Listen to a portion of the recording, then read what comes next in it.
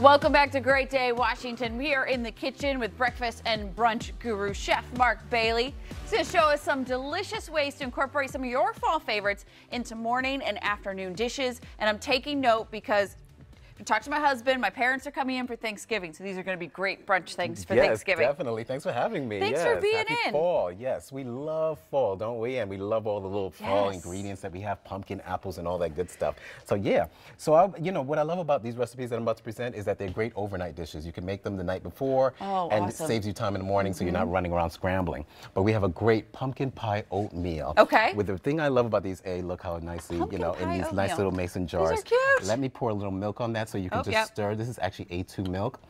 And what it is, I always try to think about the guests when they're coming. So you want a good milk that doesn't, mess with anybody's digestive system. So this is A2 milk. It's A2 protein. You can get it from Whole Foods or Harris Teeter. Yes. It's basically A2 protein doesn't cause all the digestive problems like A1 does. So there's certain cows that just make A2, which is great. But it still tastes like regular milk. Regular milk, 100% real milk, so you're not going to, But think about your guests when you're having these brunch. That's a good idea. But I love these because you can make them in these little mason jars, load them up. It's basically oatmeal, pumpkin puree, and some cinnamon, as well as some maple syrup.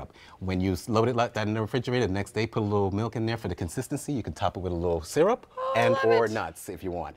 And and everybody's good to go. Okay. Yeah, that's so simple and easy. Simple and easy, right? That's the way we got to do it. And another great thing is a casserole dish that you can make the night before. I've worked in cran apple in this one with some preserves. And so what we have is here is some French bread, which is also great in the fall. You basically cut it into these little cubes. Is it better to have it like stale, or do you want It's great. fresh? If it is a little stale, that's great. You can basically buy it the day before. Like a little day old leave it bread. out. Leave it out. Don't keep it wrapped so it'll get a little, it'll firmer. Quickly. Yes, exactly.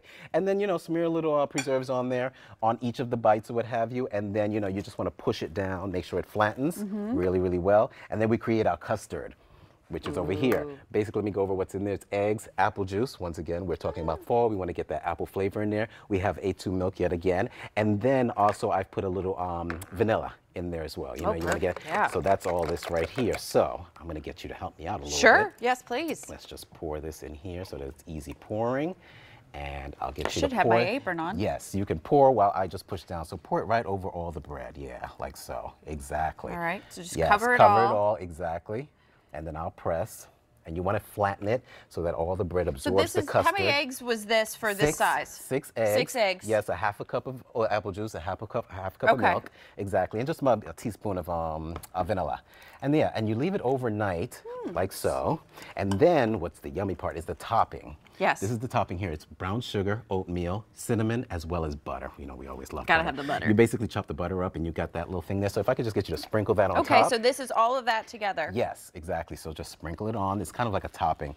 And right before you put it in the oven, this is what you're going to do. Exactly. And I could help you out there. Yeah. Just get it all on. Or I will just dump. It's basically like a streusel topping when you think about it, almost like a coffee cake topping. And then you pat that down, put it in the refrigerator for like an hour, 2. Pull it out. You just got to pop it in the oven the next day. 350. 350. All right. For roughly about 45 to an hour. And you're good to go. But yeah. We'll come back and see the finished product. But I wanted to ask you, because you're a cookbook author, yes, cooking in boxers. Cooking in boxers. It's a little cold, so I came dressed today. Yeah. But yes. Oh man. No, I have a chapter in my book. It's called Teas of Season, where I work in some of the basically pumpkin season as well as apple holidays. Valentine's Day, Christmas, all that good stuff. So yeah, my cookbook is all about breakfast. 50 ways to keep your mate in bed. So I think this will do the job. Men, how to keep your mate in bed. This is one good example. All right, we'll see the finished product in a little bit with Chef Mark Bailey. We'll be back right after this. Definitely.